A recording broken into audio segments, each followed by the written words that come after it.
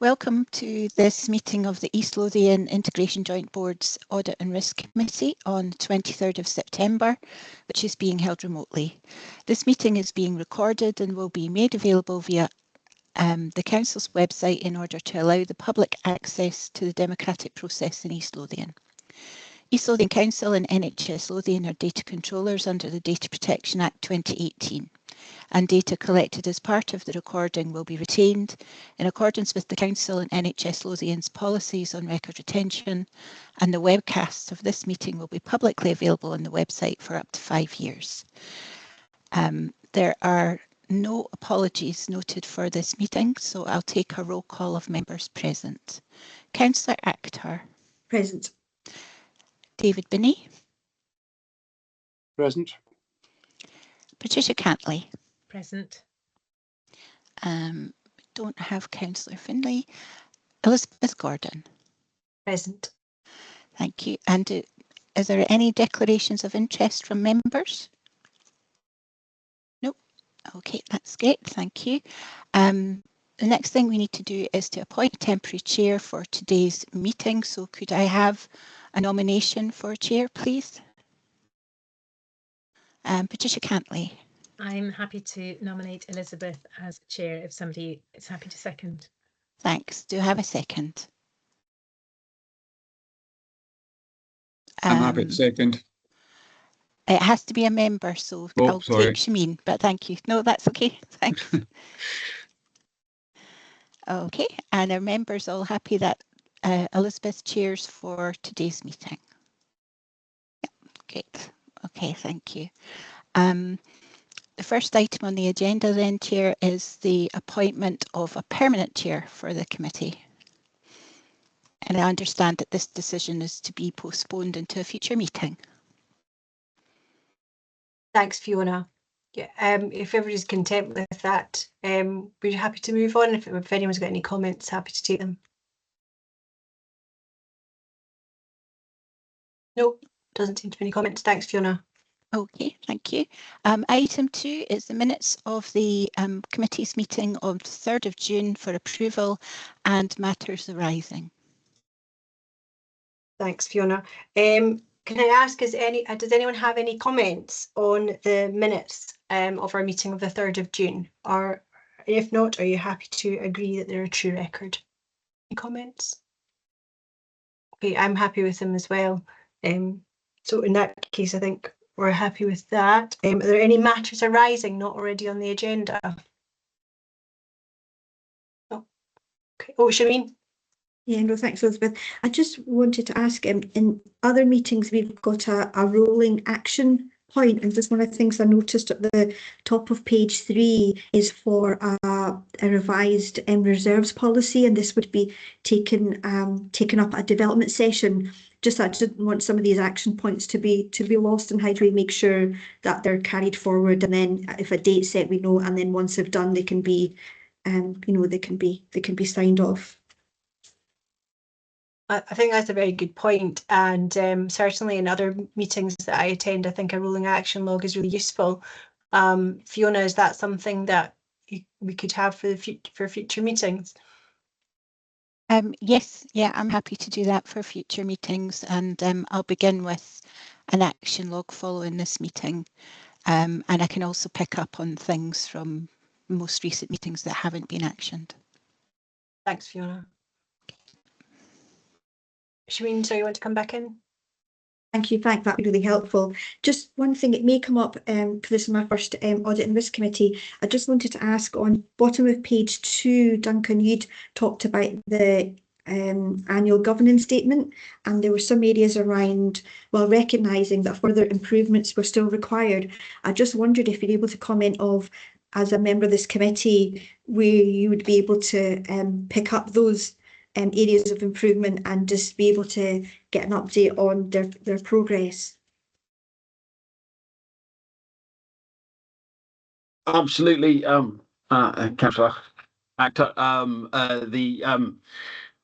We will bring back over the period of the year, and not to this committee, but in future committees, there will be action plan updates in terms of the recommendations from internal audit, where we will bring back whether those points have been implemented. One of those points from that particular element was indeed the reserves policy, which will then get picked up in respect of that. So yeah, all of the recommendations from internal audit then get run back through the committee to say whether they have been completed or whether there is still work to be done. Okay, thank you. Are there any other comments on matters arising? No. Okay, in that case, I think everyone's happy with the minutes. Fiona, do we need a roll call on that, or is it okay just to note that? No, just general agreement is fine. Okay, thank you. Okay, so move on to item 3, and it's the independent auditor's review of the annual accounts, which includes Audit Scotland's ISA 580 letter and the 24-25 draft annual audit report. And John Boyd is here to present these. Thank you, Chair. There's a number of documents you have in front of you today from external audit. I'll just touch briefly on the various documents you have and then go into the annual report in detail. So you have our draft audit opinion. So that is for a proposal for inclusion in the annual accounts, which we will sign following subject to approval from the IJB around the accounts. And essentially, it's an unmodified opinion providing a clean bill of health over the financial statements following the conclusion of the audit. You also have the draft letter of representation. So this is a standard representations that we request from management under the auditing standards. Essentially, it's assurances that the information provided during the course of the audit remains applicable up to the date of signing the accounts. So we ask that to be signed by management and provided to us in advance of us signing the financial statements. The key document I'll cover today is really the annual audit report.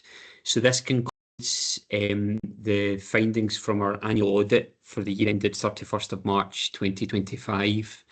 It is prepared in accordance with international standards in auditing, as well as the Code of Audit Practice, and really outlines the conclusions from our audit work this year and any key matters arising that we have raised for the committee's attention. The report, similar to previous years, is split into two key areas. The first being the audit of the financial statements, summarising the work and conclusions reached from our audit of the annual report and accounts. And then the second section is really covering our responsibilities under the code for reporting on the wider aspects of audit, covering financial management, financial sustainability, vision, leadership and governance, and use of resources to demonstrate best value. If I touch just firstly on the audit of the annual report and accounts, the financial statements, the unaudited accounts, were of a good standard, and we have completed our audit procedures over those financial statements with no significant changes or audit adjustments required to the accounts. And as you'll see in our proposed audit opinion, we're satisfied that those accounts are free from material misstatement. The report summarises the work we've undertaken over areas of audit risk. These are areas that where during our audit planning we consider there a risk of material misstatement to the accounts. The one that's included within the annual audit report is in relation to management override of controls, which is a presumed risk across any financial statements audit. And you can see the work and conclusions we've reached over that, confirming that there's no indication of fraud or error in the accounts. In relation to our wider scope audit work, we've highlighted the pressures that the IJB faces in terms of demand-led, but also the financial pressures, particularly facing the wider public sector, but in particular the funding bodies and subsequently the IJB, and the challenging financial outlook for the IJB. and have highlighted the importance of the IJB working with the strategic partners to develop a strategic approach around addressing that financial gap and ensuring that there's a future financial operating model is delivered in a sustainable way in order to support the IJB achieving its priorities and outcomes, its target outcomes. It will need to look at how services are delivered and the level of services that are delivered to ensure those can be achieved in the current financial environment. You can see from the IJB's own financial forecasts the pressures it faces, and that significant work is required in order to address those over the coming years. Finally, for me, just really to confirm, as your auditor, we're required to confirm our independence. We're required to be independent of the IJB as required under ethical standards, and we confirm that through our audit plan, as well as our annual audit reporting, that the audit team and myself remain independent of the Integration Joint Board. And just finally, really to thank Mike for all his help and support during the course of the audit. It's obviously quite a tight turnaround in order to get the IJB accounts across the line. We work with the auditors of the Health Board and myself as the auditor of the Council to ensure we've got sufficient assurances in place to ensure there's consistent reporting of IJB performance across the bodies. So we bring that together as part of the audit work to put us in a good position to sign off by the end of September statutory reporting date. So just a big thanks to Mike for all his help and support during the course of the audit. Particularly in a year where there were challenges and changes across senior finance personnel. So a big thanks from me. That's a bit of a kind of whistle-stop tour across of the audit report and the audit itself, but happy to take any questions on those. Thanks, Chair. Thanks, Don. Really appreciate that. And thanks for all the work with Mike, and appreciate the fact that it's all gone smoothly in the transition year, as you said. So thank you for that.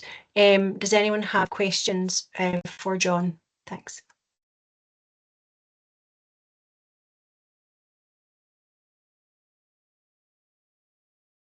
Shimeen?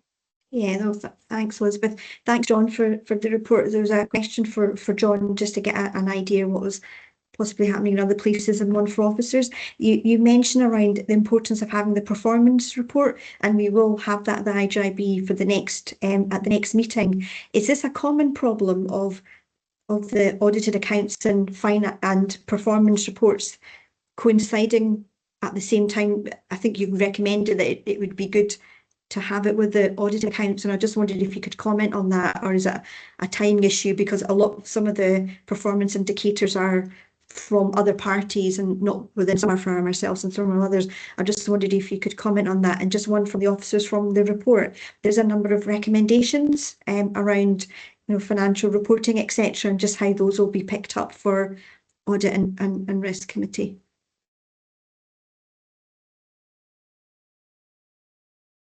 Happy to come in, Chair. Thanks. Yes. Yeah. Sorry. Yeah. So no, it's a good point. We see it particularly within the local authorities in terms of annual reporting, where there are challenges where there's national information. For some of the reports, we'd really strongly encourage, where that is the case, to report essentially the information that is available at the date of reporting, to make sure your annual report and accounts provides that complete picture, recognising some of the information may be later in coming. Really what it should mirror is the monitoring that happens throughout the year. So the information that management are using to inform decision makings for the IJB, that should really then feed up to the annual report as a summary. But it is helpful then if you can refer to national reports. So it's a bit mixed. There is a bit of a challenge for national data where it can be historic, and we see that flow through local authority accounts and then subsequently within IJBs as well. But we would really encourage reporting of the information you have. Okay, thank you. Thanks, Shamina. Thanks, John. John, could I just come in on that as well? In terms of the reference we need to set our own performance targets, are you looking for, as an IJB, to kind of fill in the gaps in between the national indicators, just to understand what we're looking for here? Yes, I think that would help, because I think it's something that where you've got national indicators, if you're not getting that information until sometimes a year after the event, there is something about how as an organisation are you ensuring you're delivering against these, so you're not finding out subsequently whether or not you've achieved or failed to achieve. So having local indicators of that performance that might would underpin those national performance indicators. Okay, thank you.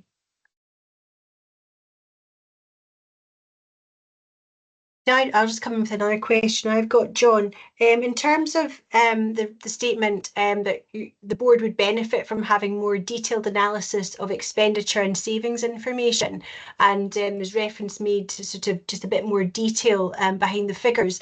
Is that something that, are you envisaging that basically as a part of meeting papers, or more involvement generally in drilling into the detail, like for example at development sessions, just so I can understand what you're looking for there? So ideally you would have it in meeting papers to ensure there's essentially an audit trail, so that if the IJB is challenged, you can then demonstrate performance. However, I have seen where you have development sessions, then because obviously your time is precious within IJB sessions, and I appreciate the kind of the level of discussion and debate that you have on norm for financial performance areas. So it's important to have that balance.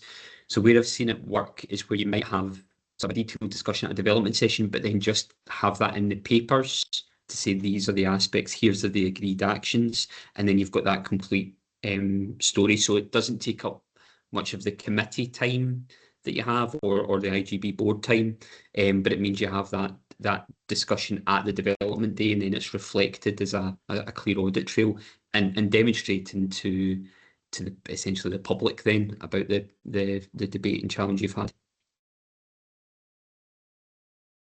Thanks, John. Mike, do you want to come in at all, and any reflections on that discussion?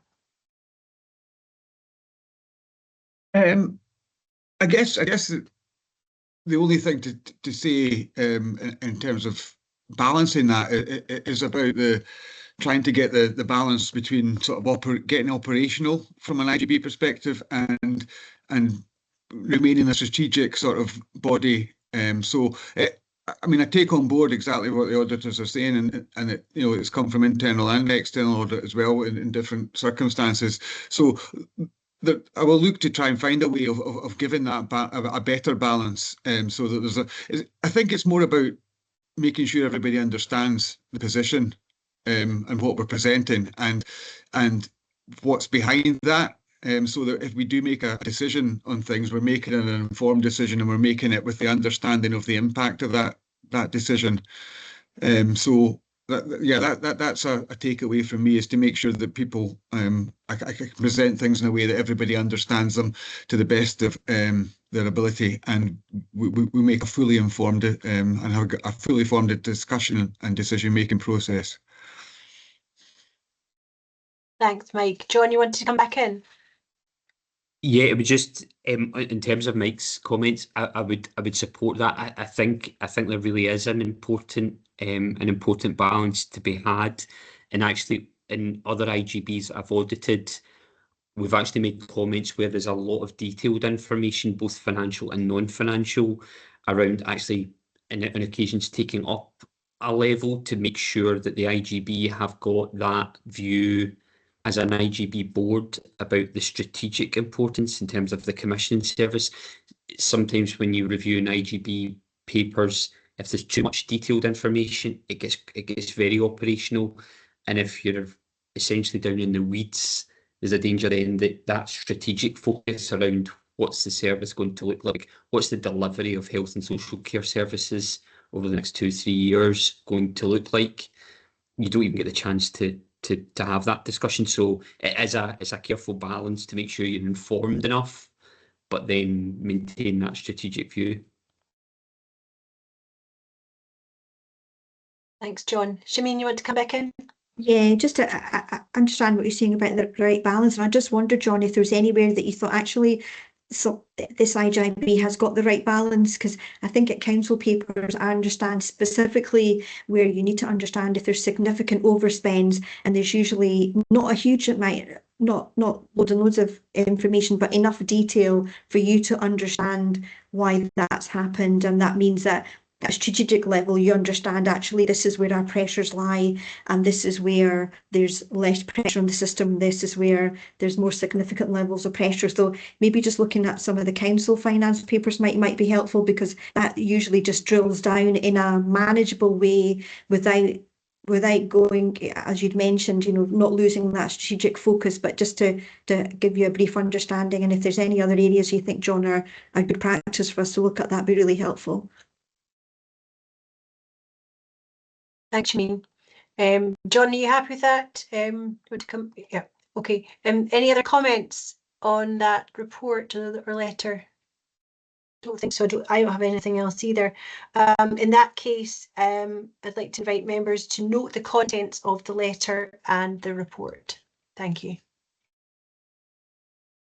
So I think that concludes that matter. Thanks, Fiona. Yeah, thank you.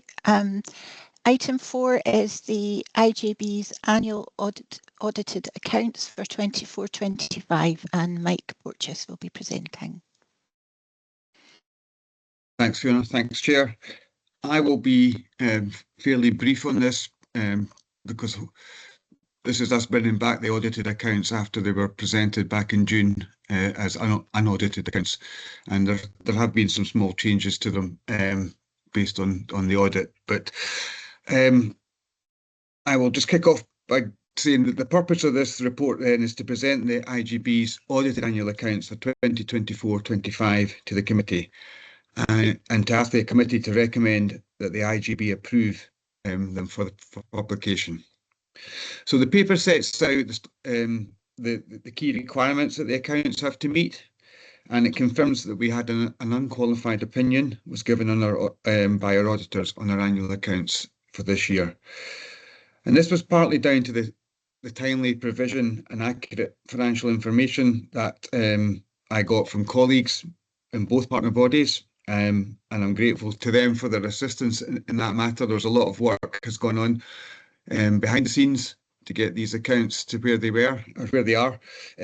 So I'm grateful for everybody's help in supporting that. I also had a good, productive working relationship with the auditors, and the audit was fairly smooth. I think John has attested to. I've accepted the one recommendation that the auditors made, and I'll work to deliver that between now and the end of the financial year. And the last thing just to say is that once the accounts have been approved by the IJB, they'll be signed by the relevant officers and they'll be published on the website. I'm happy to take any further questions that people might have around the annual accounts. Thank you. Thank you, Mike. Does anyone have any questions?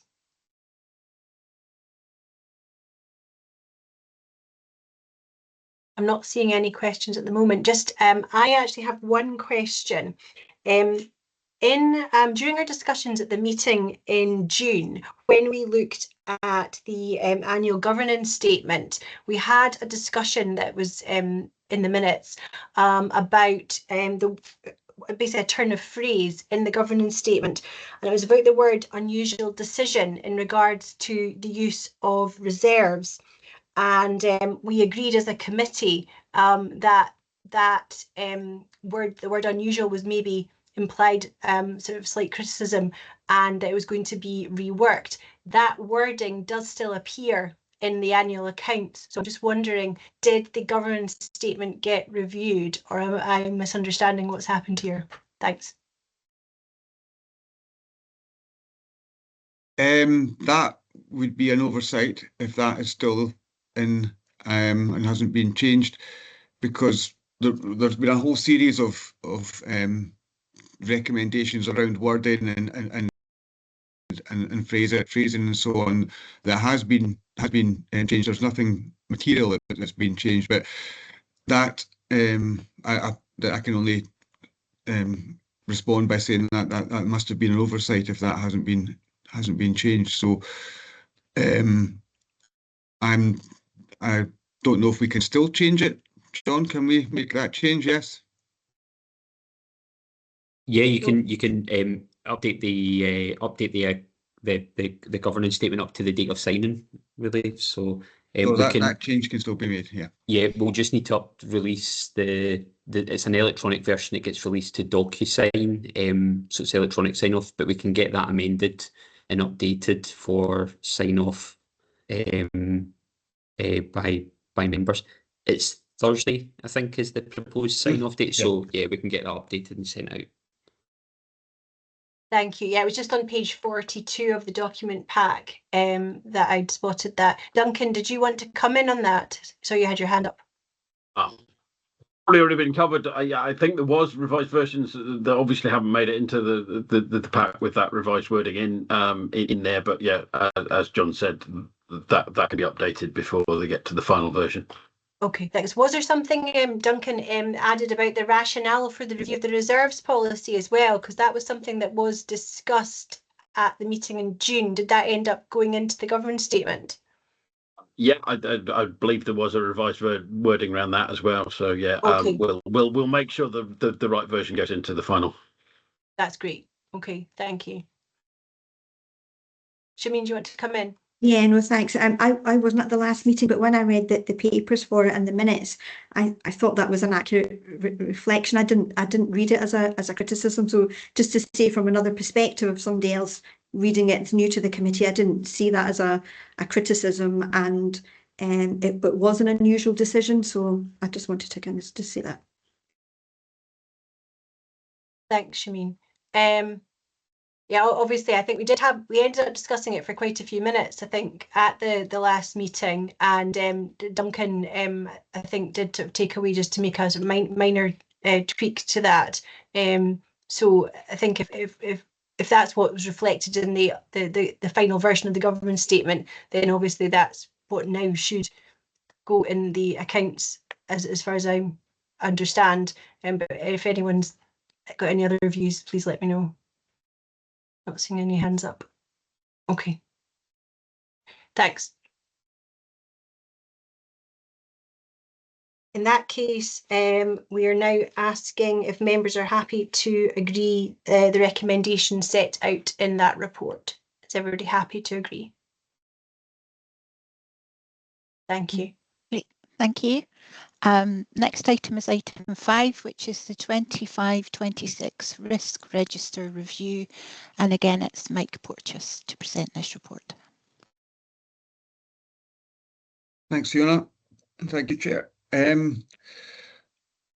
So this report provides the Audit and Risk Committee with an update on the status of the current risks on the IJB's risk register, and it invites discussion on any changes. The risk register is reviewed every quarter, as you know, and updates are proposed based on changes in available information and circumstances. There have not been any changes in the risk ratings as on this report from the last report, and that's partly probably down to the fact that we're still very early in the financial year, and expectations remain that the in-year and projected financial challenges are likely to continue. You've hopefully had a chance to look through the backup provided on each risk. So what I'll briefly do is go through them and highlight any issues. And I'm happy to take questions as we go on the individual risks, if that's okay. So overall, we continue to present 6 risks, 2 that are rated as very high risks, 2 that are rated as high, and 2 that are rated as medium risks. And we'll just go through them quickly one by one. And if there's any questions, as I say, let me know. So the first one on your paper is risk 3924, which is that financial resources may be insufficient to sustain the strategic plan. So the in-year financial monitoring up to Q1 has not altered that forecast in terms of the fact that there still are emerging pressures highlighted in the reports.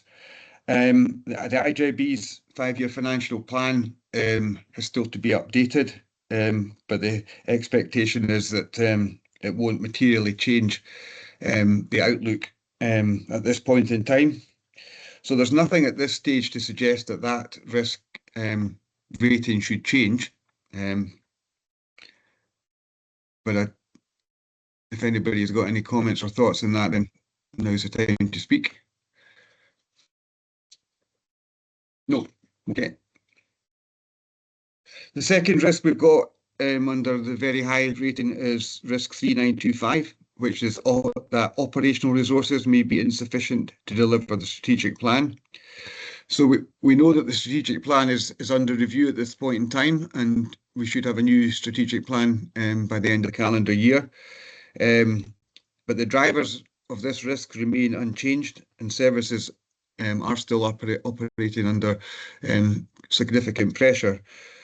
So again, I don't see a need or anything that makes me think we want to change that risk rating at this point in time.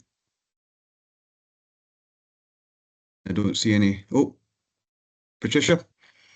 Hi, yes. I'm always quite interested in how things appear to the general public, and I suspect that while I'm delighted if some people do go online and view all of these meetings in their full nature, I suspect most people don't. So I just wonder how well we are doing at making the population of East Lothian aware of these issues, and should we be doing more to make people out in the wider community aware of these issues, because I think it is an important part of the context, so that when we do at times have to make quite difficult decisions, I think the context is important for people to be aware of. I don't know that there's an easy answer to that question, but how are we doing in terms of publicising these things? I'm honestly not 100%. I'm not sure how we do actually publicise them. We have a lot of committees and a lot of groups that we have in external and public contributions to and attendance at, and those would be the main forums. David might have a closer perspective on that. So yeah, so David's got his hand up. Do you want to get David to come in there? Thanks. Yeah, Dr. Cantley, it's a good question.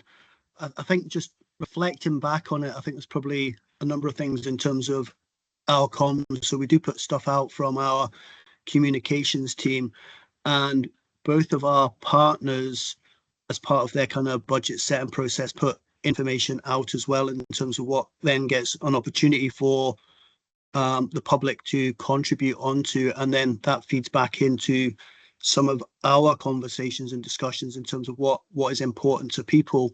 I think it's something we can take away and reflect on, if that would be helpful in terms of things about from an IJB perspective. How do we have that engagement so that we understand, and we've obviously got representation from elected members and non-executive directors here, but actually how we gather that feedback from both members here through the IJB as we come to set the budget, but also how we're kind of making sure that we're capturing the views of members of the public. And I think we've got a number of ways that we do that. We probably just need to kind of, make sure that everybody is cited on it, and we structure in a way that we're actually, when you as IJB members come to vote on the budget, are confident that we have taken into account the key priorities of our constituents and people that we're trying to represent and support. Thanks, David. Patricia, you happy with that response? Yes, I think that was a very good response from David and very helpful. And I didn't want to put anybody on the spot as such, but I'm always quite sceptical about how well we as committees represent the people we serve. And even the very best committee, which ticks all of the right representation boxes, is never going to be 100% representative of the people who we serve, and many people won't even be interested until headlines hit their newspapers about a service that is dear to them stopping. So it's a bigger subject, possibly for another day, and possibly for other development meetings, and possibly for the wider IJB. So I think David's response was very good, and for this meeting that satisfies me. But I think it's an ongoing important issue. How do we do more than tick the box of making public our decisions and our problems? Because I think we have some very, very real problems.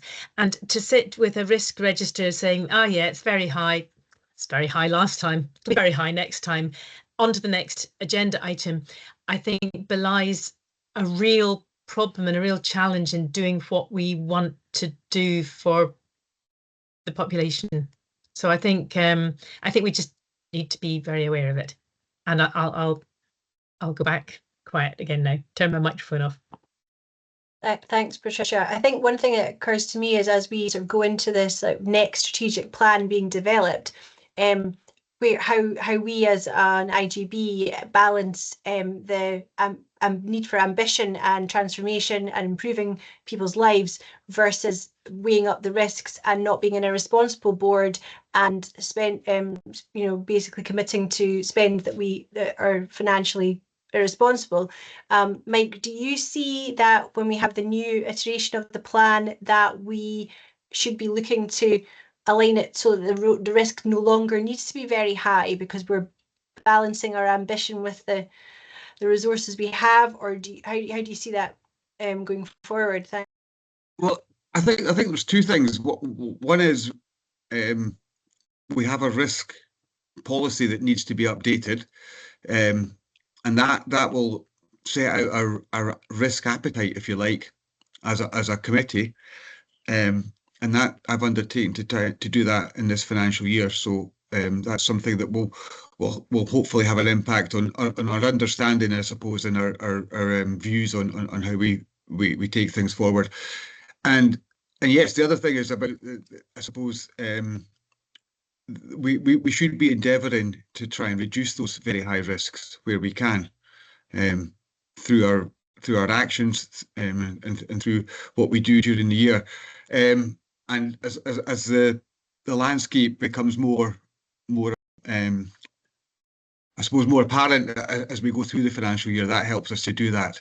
And we should be trying to make permanent sort of adjustments to how we do our business, and so that we can mitigate these risks in some ways. So there's two ways of coming at it, I think. Thanks, Mike. Shameen, do you want to come in? I let Duncan come in because it's probably on this point as well.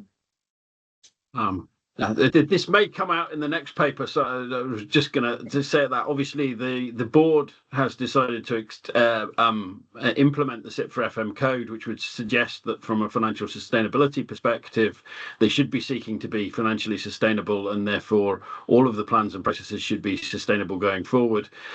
Notwithstanding that is an extremely challenging in the current environment to actually do that, but I think. And I would hope that the board members would be pushing for that, but an awareness of the fact that we're in a situation where that there are no easy answers to making that happen. That is extremely challenging to make that happen.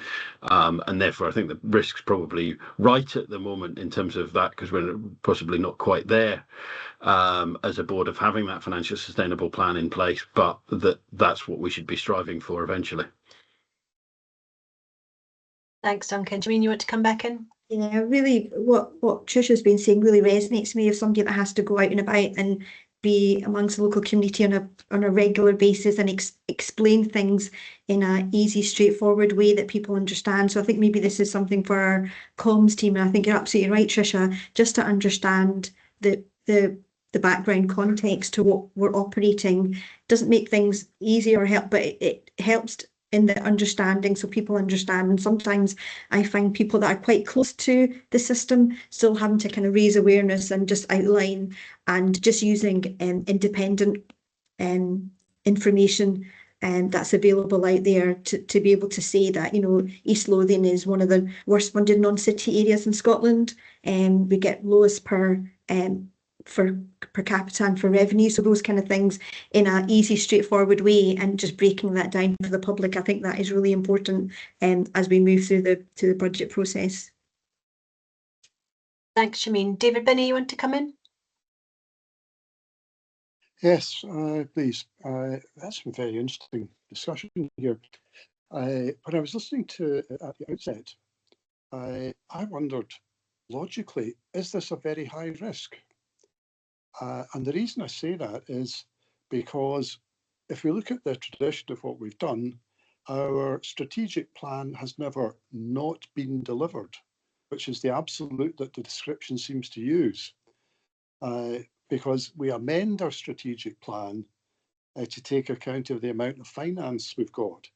So there's one school of thought that could say, actually, by saying this is a very high risk, we're being sort of alarmist to the general public, because actually we always seem to be able to manage to sort of stitch things together by the use of reserves or changes to service levels, changes to priorities, changes to categorizations. But is that not just part of doing the day-to-day business of what we do? Said slightly tongue-in-cheek, but the logic of the starting point seems to lead to that conclusion. Thanks, David. Mike, do you want to come back in on that? Yeah, I hear what you're saying, David. I think this particular risk that we were talking about in terms of operational resources was probably, in my view, was around the sort of the availability of services and being able to sustain or provide those services in a way that delivers what we need to deliver. And I think some of the challenges around that is about the staffing of those services, the infrastructure of those services, and the physical buildings around those services, and so on, as opposed to just the financial funding of those services. And I think when we look at what we're trying to do and the difficulties that we've been having in terms of some of the work around day centres, and you know, there's a decant proposed for the start of the next calendar year around Time Bank, and that will take about 40 weeks to conclude, but will give us a more sustainable and better location for our day centre in Haddington, and also the Learning Disability Resource Centre. So for me, it's around the challenges around some of those things, and I maybe I'm mistaken, but you're right, we always seem to manage to balance the books, but we still have a lot of challenges around how we deliver our services and the makeup of those services and where they're delivered, and making sure that we can have accessible services for the population. So I think it still is a risk, a high risk. I hear what you say, but I think what you're describing to me sounds like very much part of what our day-to-day business is. It's about managing these things on a day-to-day, week-to-week, month-to-month basis, and sort of planning for the future and planning and managing change. And change does have a risk associated with it, but the kind of the logic in me is sort of saying, is this really a high risk in the way it's being described?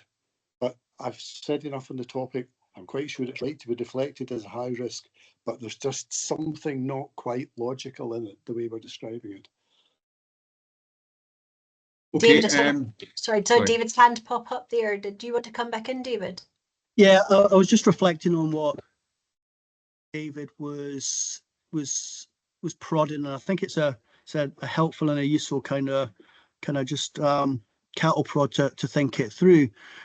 I guess the way that I consider this, and I do think about it from a financial perspective, is that if you look at our 5-year, 1-year financial plan and the resources that we at this stage potentially will have available to us, there is a significant financial gap that the IJB is going to be facing both next year, but also in future years.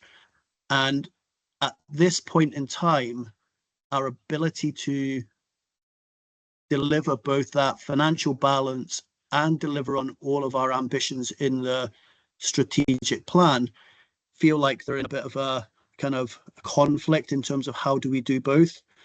And at this point in time, without compromise, either in terms of delivering on our strategic plan and our ambitions, or compromise in terms of, for example, new funding that we don't know about or anything like that, I don't think there is a natural balance between the two. So I do think there is a high risk around that at this point in time. And that's the way I seen that sort of thing in terms of looking that forward in terms of that risk. Because I think at the moment, one of those, I think they're incompatible to a certain extent, and something is going to have to give. Now, that might be funding, it might be service, it might be a strategic plan, but I think that's what, as an IJB, that needs to be worked through. And that's where I think articulating that risk, and particularly the risk to service delivery and people, I think is important in terms of characterising that way as a very high risk. Thanks, David. Sorry, Mike, do you want to come back in now? No, I think I agree with what David said. We are looking to review our 5-year financial plan, and that may have an impact on this risk going forward. But at this point in time, I can only agree with what David has said. David Hood. Thanks. In terms of, like, obviously we're having it was a really interesting discussion about this risk, and obviously David Binney's got his reservations about the very high risk rating, but obviously it's a recommendation of both Mike and David Hood that is the correct place for that risk, how that risk to be allocated just now. Certainly I am content to leave it at very high risk, but I'm pleased that we're obviously going to have the exercise where we review the risk appetite, and obviously we've got the review of the strategic plan going forward. Does anyone have any sort of further input? I concede graciously. I would just add that if we look at the next risk, it might add a little bit of substance to what David Hood and myself are why we see it the way we see it.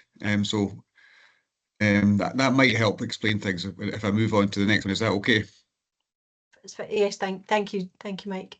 Okay, so the next risk that we've got on the risk register is 4018, which is the impact of partner decisions.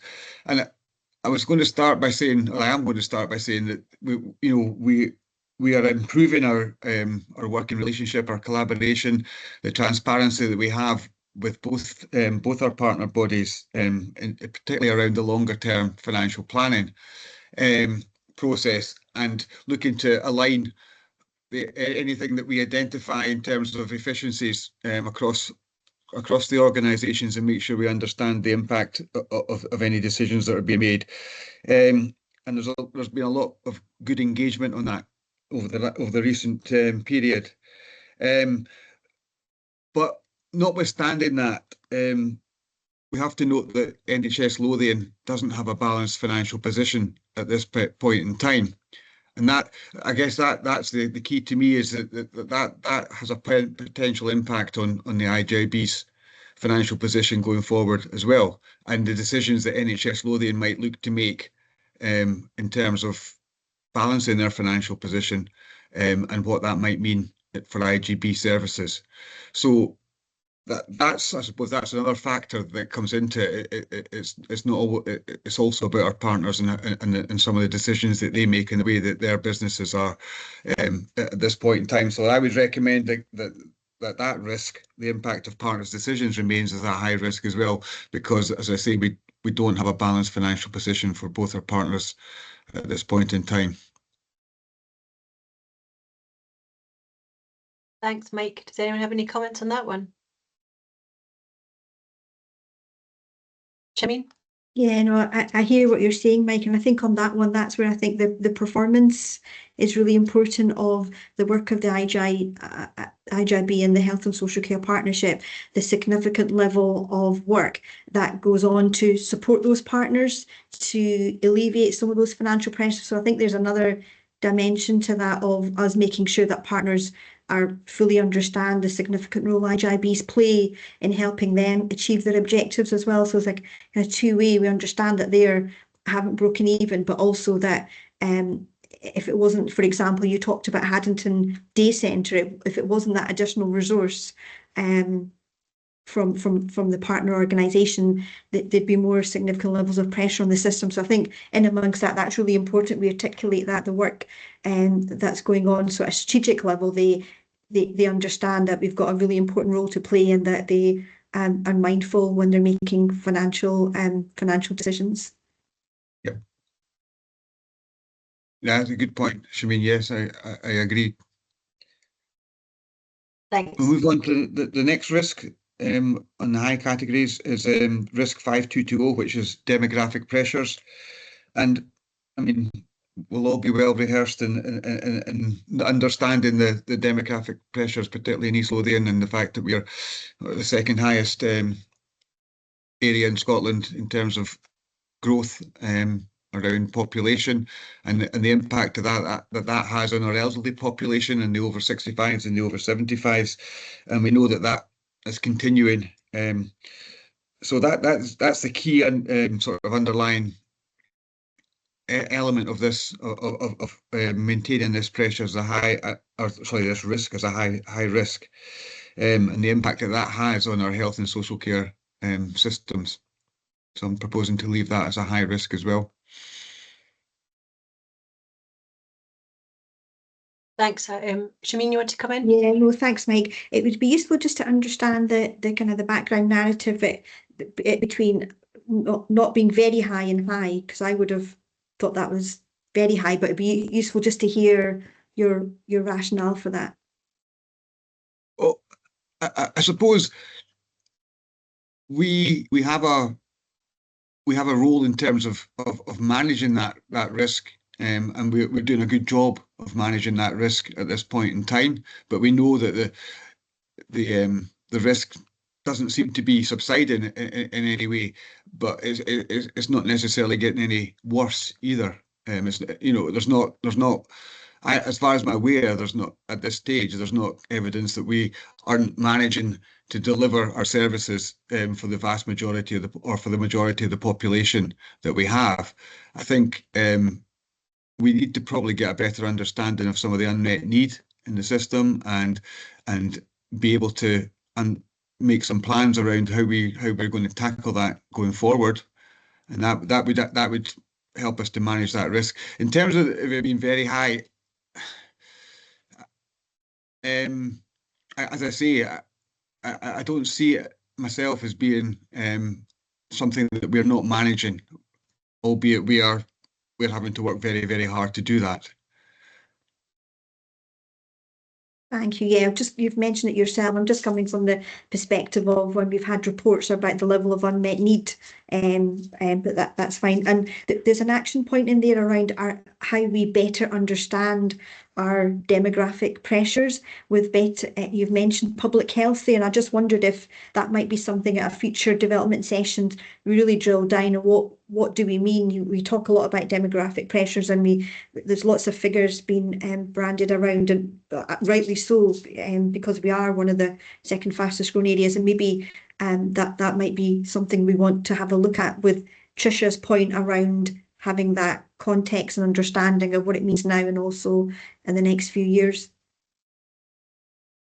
Yeah, and yeah, I mean, public health will have a lot of good information on this, and I think we do need to try and be probably a bit more forward looking, and therefore forward planning in terms of, right, so we know our population is growing, but do we have it down to the numbers and what that means on our services, specifically over the next 5 years, and therefore how do we start to plan again to manage those pressures as they come. Thanks, Mike. Is that something that we can take back to the IJB generally, just as a potential for a future development suggestion? For a question, should we take that forward as a request? As a sort of general session. Thanks. I'd be incredibly supportive of that. I think it's really important to try and understand the demographic trends across the county, and also just where the population trends are and where the services are. I've been trying to sort of map that out informally, and I've asked the strategic planning officer to give me some help with that. And it's just so fundamental. I'm not sure that I've got a proper handle on it. Yeah. Thanks, David. And David, did you want to come in? Yeah, I think it's an interesting and helpful prompt.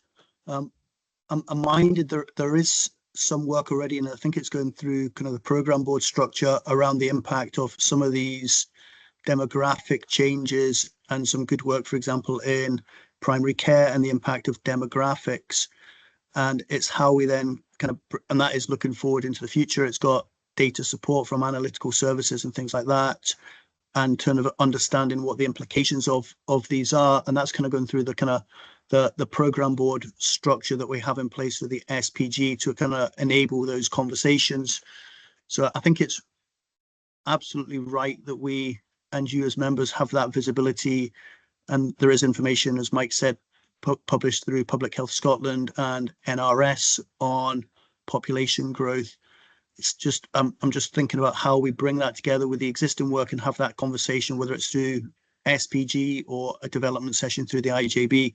But I think it will be helpful to link that back to also the strategic plan and what we want to deliver for the next 5 years in terms of that next iteration, because that growing demographics, and particularly the increase in frail elderly, which is going to be very, very significant over the next 10-15 years. How do we plan for that and have the right services in place? So that's more of a kind of a thought process, but I do think, whether it's SPG or a development session, I think that'll be helpful to have that and link it back to the strategic plan and what we're doing from the programme board structure, and how we've got that set up to deliver what would be helpful for members to be able to see. Thanks, David. That sounds really helpful. That can be considered. Thank you. Mike, go back to you now, I think. Okay. So we're on to the last two risks on the register, and it's time to confess a failing, if you like. So risk 5279 is the next one, and we did agree at the last risk committee meeting to change the title of that to legislation as opposed to impact of National Care Service proposals. So I apologise for failing to change the title. In terms of the actual risk itself, if you give me a second to find my, because I did write down some stuff about this. So what we did when we agreed to change the title was we looked at it. I think we were coming at it from sort of the perspective of three elements of risk within that legislative title. One was around the employer national insurance, one was around the National Care Service itself, and the other one was around immigration. So just to touch on all three of these and sort of explain where we are in terms of the risk rating. So the employer national insurance still remains a risk in our sites, and it's starting to come a little bit more to fruition in terms of our commissioning. There's also some issues around the framework that some of our providers are members of, the Scottish Excel framework, the commissioning framework. And they're starting to look at this from a national perspective. So the long and the short of it is that we are in conversation with a lot of providers who are expressing some concerns around their service provision and the impact of the employer national insurance. we have indicated that we've passed on all the funding, all the policy-related funding, and this is a policy decision. All the policy-related funding that we have as an IJB, we have passed on to our providers through the commissioning process, and we don't have funding to pass on this one. But it still is a live risk, and what we have said is we will continue to work with the providers to ensure that we have sustainable services models going forward. And that's why I think it still needs to be a medium risk. We're not seeing it coming through as an impact or a financial pressure right at this point in time, but there is a lot of noise and a lot of discussion going on in the background. So I think it still needs to stay on the register, and I think it still needs to be at least a medium risk at this point in time. The other risks that we talked about, the elements of risk, one was the other one was the National Care Home, National Care Service. Sorry, I keep calling it National Care Service. So the last intimation from the Scottish Government on this one is that they are still intent on reforming the social care system through existing structures and ensuring that local authorities retain responsibility for service delivery. That's what they've said. We don't actually know what that means at this point in time. So again, I'm inclined to leave that as a medium risk until we do get a better understanding of the impact of that and what that might mean for individual local authorities and for services. And the last one that we said we would look at under this category was immigration. I've had a couple of conversations with colleagues around this and the potential impact of changes in immigration rules and how that might impact on our services. And there is a risk because we do have a number of, especially our external providers who employ immigrant workers or migrant workers.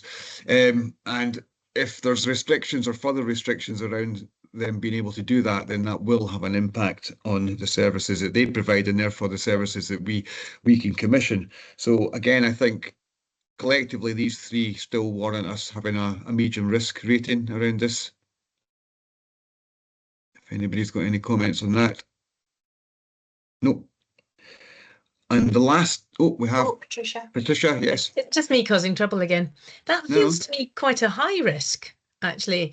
But I suspect that some of these, we see words like high or medium, and have a sort of value in our heads that they relate to. I'm guessing that there's more science behind it than that in terms of how one decides what is which. And I'm very aware of risk matrices, etc., etc. But this feels quite a high risk to me, and I am quite concerned about it, given all the ghastly rhetoric in the press at the moment. And yeah, and again, another important issue for the public to know what's going on so that they too can be aware and formulate some of their opinions in an informed way. So, but I say the phrases, that the words are interesting, but that feels like quite a high risk to me. Thank you. Duncan, you want to come in? I was wanting to clarify on that, Patricia. Do you mean in relation to the immigration risk at the end? Was the bit that you thought was potentially higher?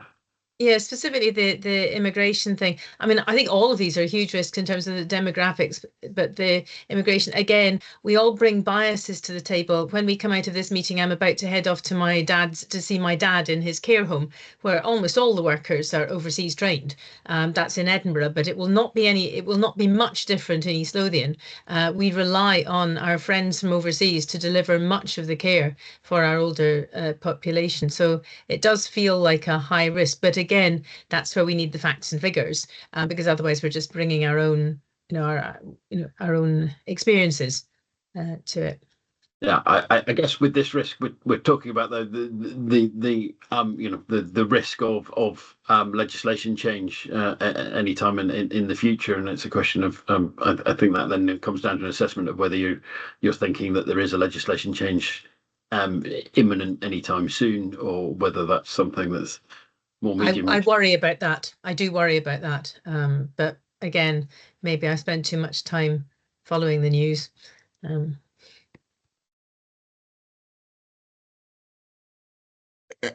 Is there a strong feeling that we need to maybe change that risk? I mean, it's made up of all three sort of components at this point in time.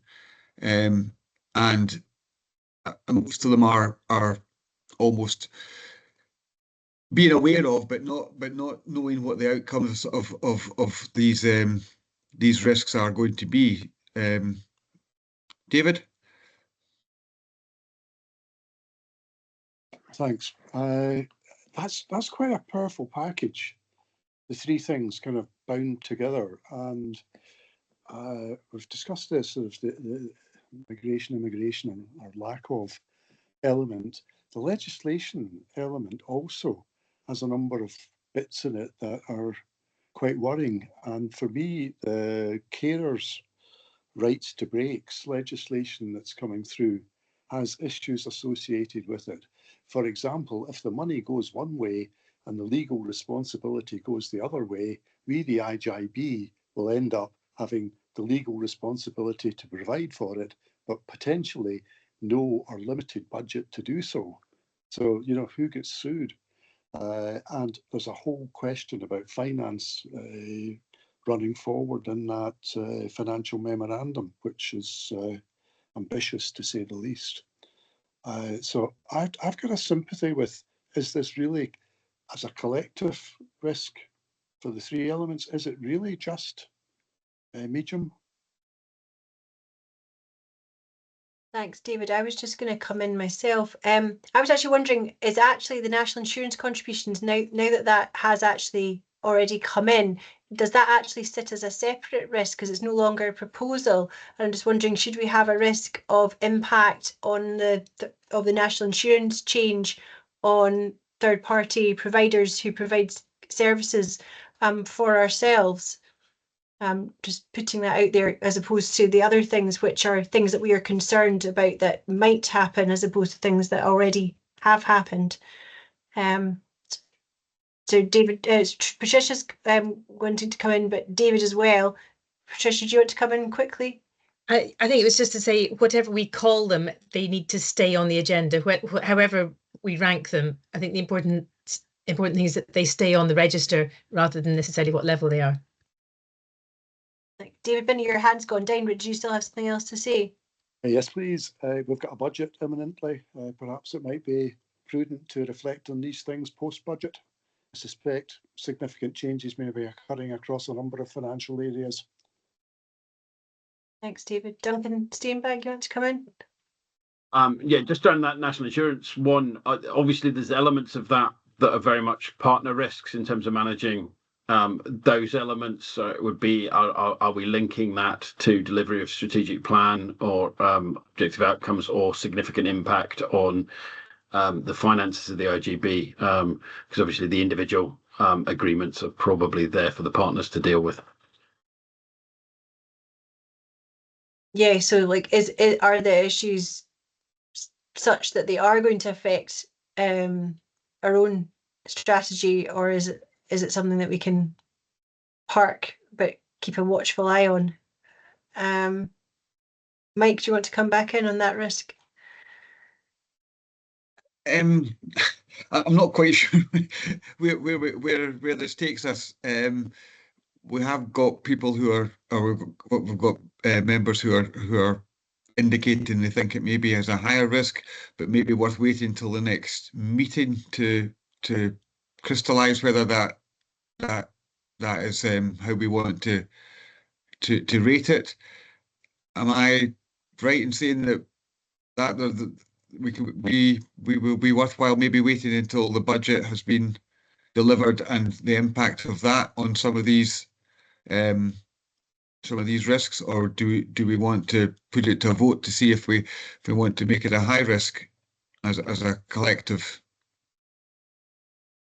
It does seem like we have quite differing opinions. Shamin, Yes. sorry, you had to come in. Yeah, I think it's important that they stay on it, and I think the fact that they're on there show that it's anybody that wants to see, if I want to see what the risk is for looking at their risk register. So I think that is important, and to wait to see what happens around some of these things. And I suppose others on the flip side, as IJB members at a strategic level, what our mitigations for some of these things are that officers might put forward, where we've seen the workforce plan come forward before around how we support our workforce over the next 5 to 10 years. So I think as long as they're on there, I think that's really really important. Thanks, Sinead. I don't have any kind of, I don't mind, you know, whether it's, I don't think it's very high risk, but I think as long as they're on there, so I don't have any, whether it's the level it is I would say appropriate. What I will undertake to do is make it more explicit around the three of them, as opposed to it being one single. You know, we'll make it clear that these are the three elements of that make up the legislative risk, and then we can monitor them in that way, and look at the actions and things that we want to take around them in that way.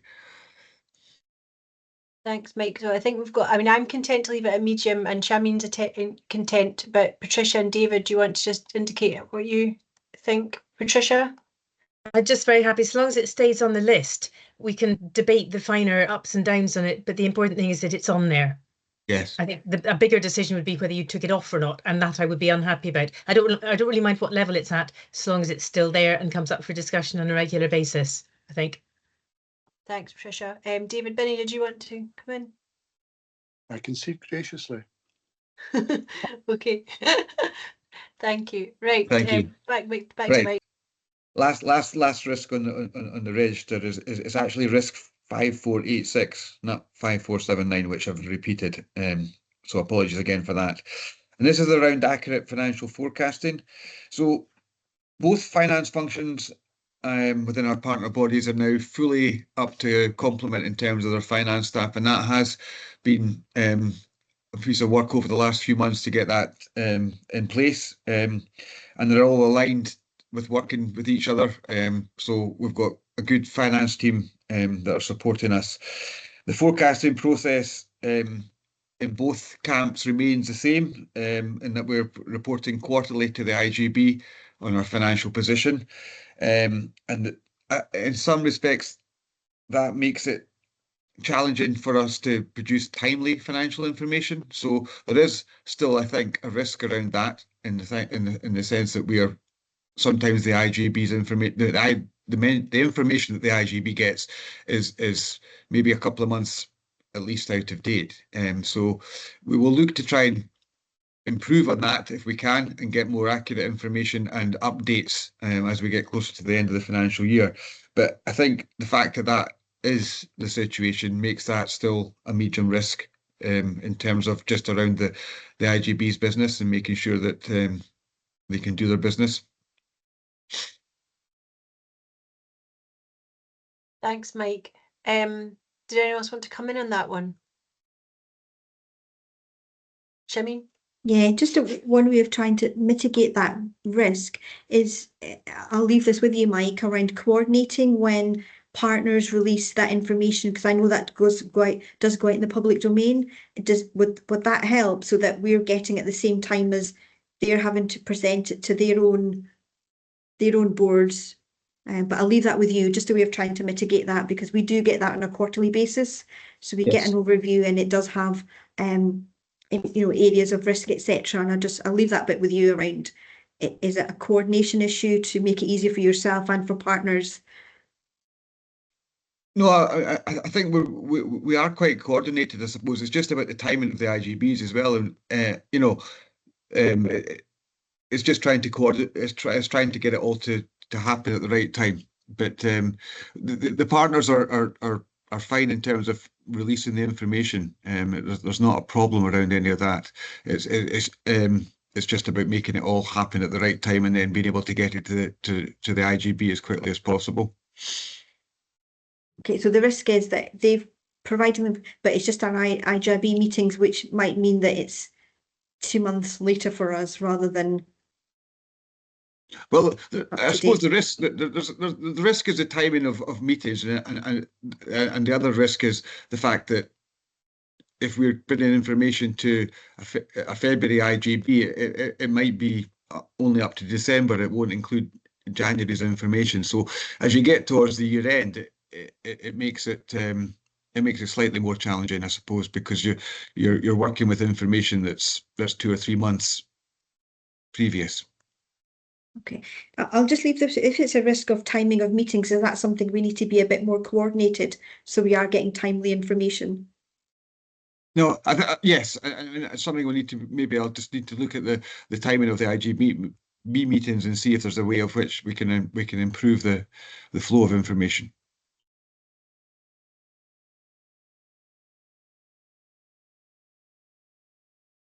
You're on mute, Elizabeth. Sorry. I think, is that everything you've got to say on the risk register, Mike? Oh, no, you're on mute, Mike. Sorry. Yes. Thank you. Well, I think we've had a really good discussion on the risk register this afternoon. So thank you, Mike, and thank you everybody for your contributions. I think just now comes to ask if everyone's happy to agree the recommendations set out in the report. Is everybody content? Like so. Thank you. Thanks, Mike.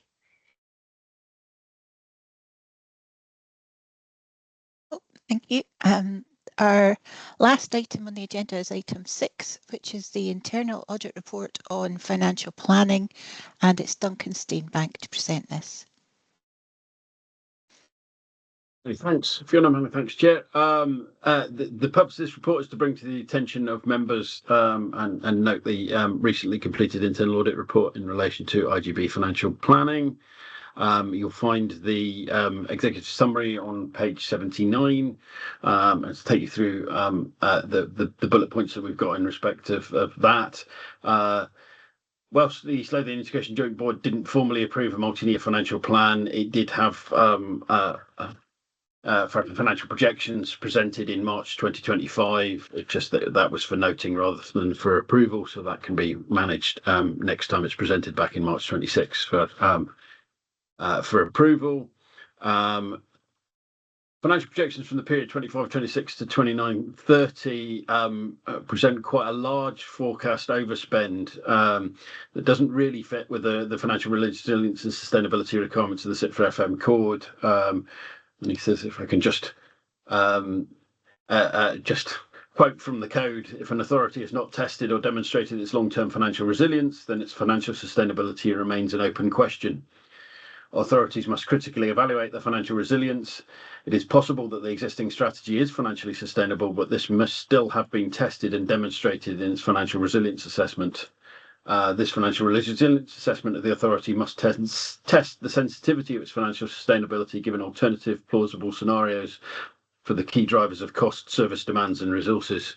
So there's an expectation there that really there will be an idea of financial resilience challenging in the current environment, and I absolutely accept that. But and particularly going into last year in terms of those projections, that's a really challenging thing to do. And there is a lot of work I know that is ongoing currently to bring back and have a further look at those 5-year financial projections, so that when they come back, they are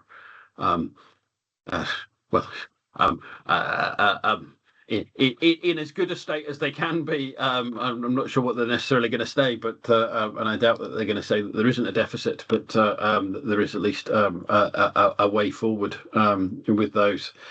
We also got there's a lack of appropriate methodology in place for projecting both social care and health deficits in the latter years of the financial plan.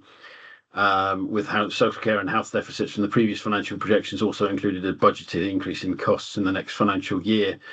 Now that is a potential for happening as going forward. So I want to make it absolutely clear that we weren't saying that any of these figures were wrong, but there's an element of some of them potentially being towards the end of worst case scenario and things that the partners could do in terms of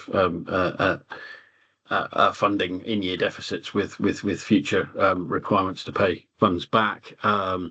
Which is within the integration scheme, but not something that's necessarily been a funding mechanism that's been used before. So the figures are correct to what's being brought in from the partners, and I want to give that assurance there that the figures being presented out are what the partners had down, but there are a variety of assumptions in place there, and particularly where both partners are effectively being impacted by 1-year financial settlements. It makes it very difficult for them to provide accurate figures of what they will and won't fund to the IJB for future years, which leads to those kind of slightly larger than you might expect financial deficits when you get the back end of the plan in 29-30, where you've got over £30 million worth of an in-year, single-year deficit being projected in there. That may be unlikely, but is understood to be the elements in there. And what we're suggesting is when the next comes round, that there's very clear about where the assumptions are coming from in terms of those later years, and an understanding of therefore where the figures come from. Again, and I know both partners are in place with this, and Mike's doing a huge amount of work to try and get those financial projections and get more information about future years to understand what our likely deficits are going to be going forward, and that work will continue up to the plan then being resubmitted for this next March coming forward. And I don't, I totally accept the challenges that are in place around that. Happy to take any further questions on this particular audit report. Thank you, Duncan. Does anyone have any questions?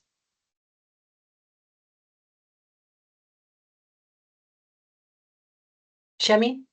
Yeah, thank you. It was just if you could just talk us through the management response. So we're, as audit and risk, we're clear about the kind of direction of travel for here, because they've all got March 2026. So maybe your thought process behind that, how you were going to address those recommendations.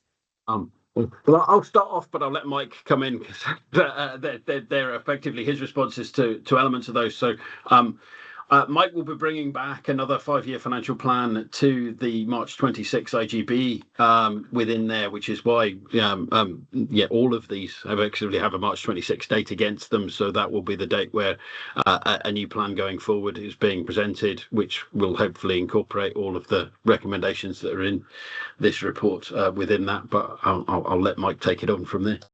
Okay. Thanks, Duncan. Yeah, I mean, we will look to bring an updated financial plan as soon as we possibly can. The council have issued an updated version of their financial plan, and the health board are in the process of doing that. But I suppose the key to waiting until the year end is basing it on the budget statement that will come out towards the year end from the Scottish Government, and the impact that will have on the financial planning process. So the intention being that we would seek to get the financial plan approved by the IJB, as opposed to just giving it to them for information. Taking on board a lot of the comments in the paper, and trying to balance my approach is trying to balance the comments that are made in the paper with the practicalities of working with the partners and how they compile their financial plans. But what we do need to do is to make this an East Lothian IJB financial plan, and not just a sort of merging of partner financial plans. So what we want to do is make it a bit more realistic in terms of the other work that we're doing, and more bound around our strategic planning process, and how we think we can make changes going forward. So all of that is underpinned by the work that we're starting now around the financial planning process, and working closely with our partners, starting to identify transformational programs of work that we can try and put in place over the coming years that will have an impact on our financial position, but also on the services that we deliver. So looking at more prevention and early intervention, looking at transformational change in our models of care. So all of that will form part of the future financial planning information that we bring to the IJB. So I've probably warbled a little bit there, but the long and the short of it is the intention is to bring an updated financial plan to the IJB by the end of the financial year that we can ask them to approve going forward. Thank you. Thanks, Duncan, for your report, and thanks, Mike, for that insight into the next steps. Does anyone have any further questions about that? Don't think so. No. Okay, well, thank you very much, and just invite members to note the contents of that report then. Thank you. Okay. I think that concludes the agenda for today.